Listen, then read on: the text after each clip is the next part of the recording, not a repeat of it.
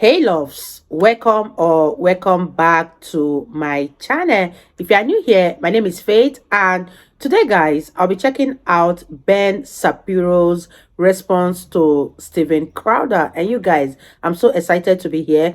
If you're here to subscribe to this channel, please consider subscribing, give this video a massive thumbs up, comment, share, and all that good stuff. And without much ado, let's see what Ben has to say. Well, folks, I'm sure many of you have seen the controversy that has broken out between, I would say, our former friend Steven Crowder and those of us here at the Daily Wire.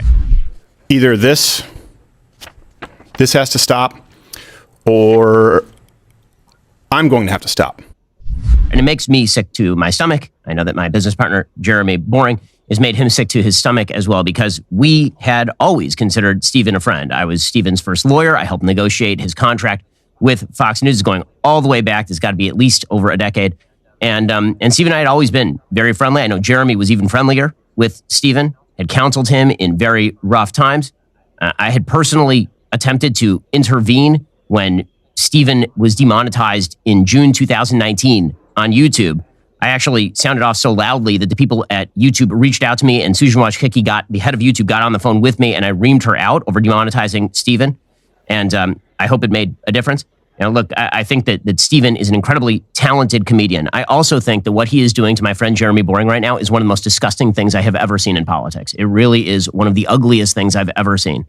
In order to understand what's happening, I think you have to understand a couple of things. So, for those who missed the story, basically, we offered Steven a term sheet, a non-binding term sheet. A non-binding term sheet is exactly what it sounds like. It is a list of terms for a proposed negotiation for a contract. And the negotiation happens, then you come to a final contract. That is what a non-binding term sheet is. His agent had solicited us to make him an offer. This is when he was in his closing days with the Blaze. And so we sent him over a non-binding term sheet for $50 million over the course of 4 years, with an additional 2-year option at $25 million. That is, as it sounds like, a lot of money. But we thought that Steven is worth it, because Steven is, again, an incredibly talented guy with a very, very large following.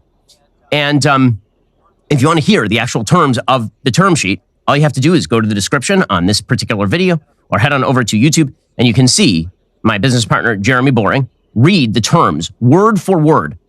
Steven's original video in which he attacked us. So this week, Steven attacked Jeremy Boring and attacked the Daily Wire, and suggested that if we had essentially offered him an enslavement contract that would have robbed him of all of his freedom and made him subject to the whims of big tech and all the rest of this kind of bullshit. And it's just not true. Jeremy, unlike Steven, read the entire text of the term sheet on the air and goes through it piece by piece and explains exactly how it works. And in short, all the contract says is, we are offering you this gigantic sum of money, and if you start to lose money for the company and for yourself, because you lose YouTube, for example, then we both lose money, so you lose some money. Because this is typically how contracts work. On this show, for example, if I lose advertisers and the revenue of the show goes down, then I lose revenue personally, because the revenue of the show has gone down. So again, if you want the details, the legalistic details of all this, you can check out Jeremy's video. It is absolutely comprehensive and irrefutable, because again, he reveals, I've never seen anybody else do this, he reveals literally the entirety of the what was supposed to be confidential term sheet that Steven decided to partially leak for his own benefit. And this is the part that's really ugly. Okay, so the part that's really ugly is the betrayal of friendship. So last night, Steven Crowder, in response to Jeremy reading the entire term sheet and saying somehow Steven misconstrued this and is using this to attack us and launch a website called Stop Big Con, as though we are in the pocket of big tech. We are in the pocket of big tech. We who have invested literally tens of millions of dollars building alternatives to big tech. We who put up people like Matt Walsh and Candace Owens and my show. We who have been attacked by Facebook and have been attacked in the legacy media all the time, and who are routinely demonetized.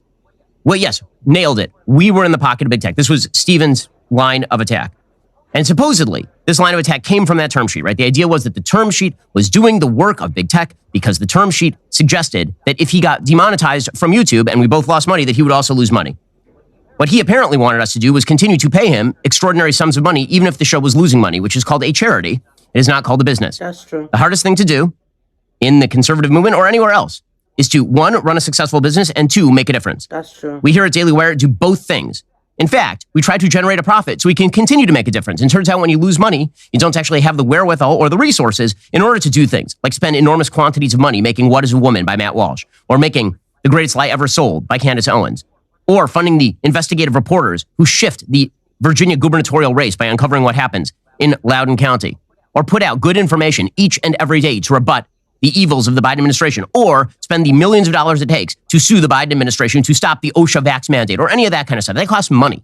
And in order to make that money, you have to run a business. So you can't run a charity for your hosts. That apparently is what Stephen wanted, but Stephen decides that this is, supposedly his story is, that he was so offended by the term sheet, he just had to speak out. He had to stand up for the little guy, right? Okay, there are a bunch of problems with this. I was willing to stay silent on all of this, generally speaking, and not get into the weeds and not get into Stephen's personal conduct until the point when he personally recorded a phone call with my best friend, Jeremy Boring, and then proceeded to release that publicly. That is disgusting. It is disgusting, and it is vile on a pure human level. Jeremy, again, has gone out of his way for Stephen more times than I can count. He has counseled Stephen personally. And Stephen decided in premeditated fashion that he was going to tape his friend and then release it to grow his email list. It is that simple. And I'll show you the timeline here, because the case here is that, again, this term sheet that he got, he was so offended by it, he just had to speak up. He couldn't be held back any longer. He had to speak up on behalf of the little guy. Okay, I'm going to read you the timeline of what happened during this negotiation and when he decided to tape his friend, his supposed friend, Jeremy Boring. So here is the timeline here. October 5th, 2022 is when we sent Stephen this supposedly evil term sheet. So evil. So you would imagine that if the term sheet was that evil, October 6th, he couldn't have held back. How could you guys do this? It would be just October 5th is when we sent him this term sheet offering him $50 million over 4 years plus a 2-year extension for $25 million. Basketball player type money. On November 2nd, Stephen called up Jeremy and said, I want $30 million a year and a bunch of changes to the term sheet. I'm not going to redline the term sheet. I'm not going to edit the term sheet. I just want you to send me a brand new offer. On November 6th, 4 days later, remember, this is after he's already sounded off. He's got the term sheet. He's had it for a month. November 6th was election night. You'll recall, if you're a Daily Wire fan, Stephen Crowder appeared on our election night coverage. Everything was very friendly. Everything was very chummy. Everything was great. November 14th or thereabouts, we decided that we couldn't meet his demands, that his demands were not rational in business terms, that he wanted too much money, and all the rest of it. So we let him know, no hard feelings. We're still friends, just like we do in every contract negotiation.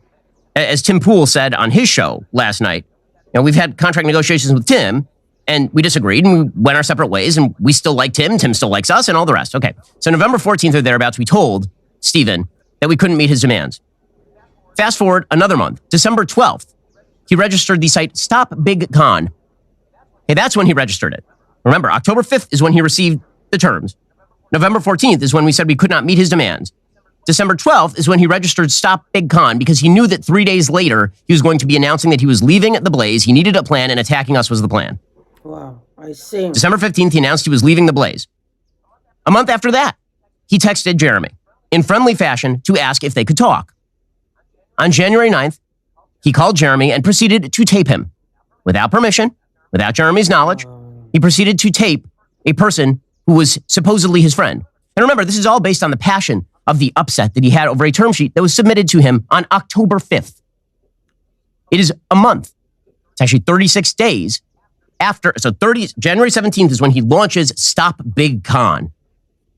So just to get this straight, just to get the timeline straight, because this is what we would call a premeditated move in an attempt to grow your email list. This means 104 days elapsed between when Stephen Crowder received the term sheet that we submitted to him and when he launched Stop Big Con.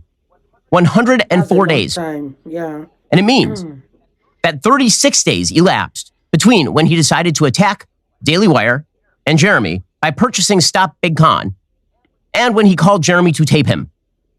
So that means well over 3 months elapsed, again, between when he received this egregiously evil term sheet, which, by the way, is not egregiously evil. The term sheet is perfectly legitimate. It was the basis for further negotiation. There would have been moves on both sides, but there's nothing wrong with saying to a person who produces a show, one, you have to produce a certain number of shows, and if you don't, we're not going to pay you for the shows that you don't produce. And two, if your show begins to lose money, you also lose money. This is how business works. Exactly. This is how the media works. This is how capitalism works. We are not communists. We do not pay people in order to not generate revenue. We cannot run a business and keep it functional and employ 300 people and have the money to spend on all the wonderful projects that we like to do, on the $100 million we're going to spend on kids content, on the suing of Joe Biden's administration, we can't do any of that stuff unless we are a profitable company. We don't pay people just for the fun of it. So that means this is totally premeditated. It is an attempt to grow an email list by deliberately misconstruing terms of a perfectly legitimate, non-binding term sheet for a person that I personally and Jeremy, have gone out of our way to help multiple times. A person who then claims that we are the big shills for YouTube, right? We're the ones who are shilling for big tech. So what's his claim on that? His claim is that we're shilling for big tech by saying that if you get banned from YouTube and we lose money because of that, then you also lose money. Well, I noticed that someone else makes the vast bulk of his living via the exposure he receives on YouTube, and his name is Steven Crowder. Steven has a bigger following on YouTube than I do. He has a massive following on YouTube. He's a YouTube superstar. He has 6 million followers on YouTube. He doesn't want to be banned on YouTube. By the way, he doesn't have to be demonetized in order to continue. The demonetization does not mean that he doesn't indirectly make money on YouTube. The exposure he receives on YouTube allows him to push people to Mug Club. He knows this. This is why he has a piss off YouTube segment, which is smart. Right? He does the same thing on his show that I do on my show. Exactly the same thing. You will hear me on this show when I discuss COVID.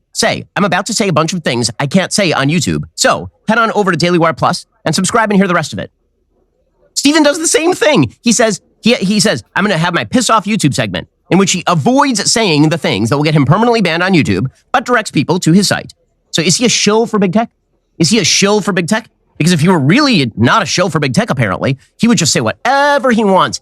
Any day. He'll just say it any day. And if they knock him off, they knock him off. But he's not doing that because he's not a moron. Steven's not a moron. He apparently is just a bad person who tapes his friends and then releases the tapes for personal gain. I'm personally insulted by Steven's behavior here.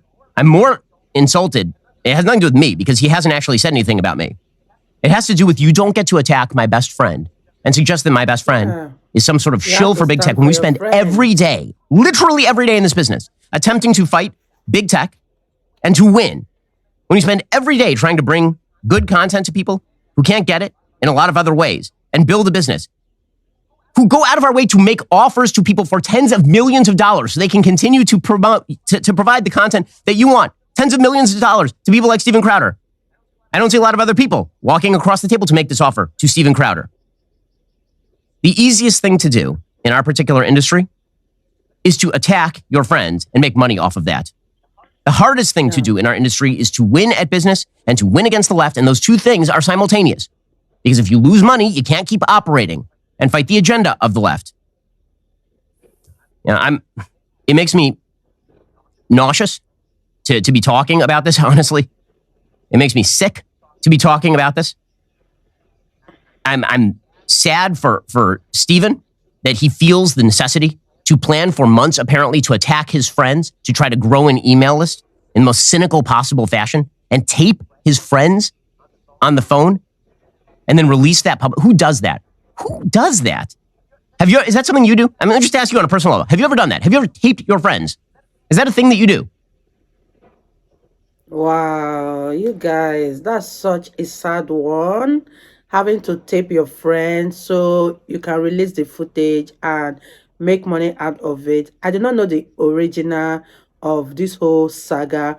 But you guys, let me know in the comment section what you think about what Ben Shapiro just said. And also let me know what you think about Steven's side of the story. I haven't checked it out. Maybe I'm going to check that out to know what to say at the end of the day. But this is such a sad one and emotional one. You don't just betray your friend because you want to make money out of it. I had fun reacting to this video. If you guys totally enjoyed watching, give this video a massive thumbs up, comment, share, and all that good stuff. And this is me officially signing out. I'll see you guys in my next video. Bye guys.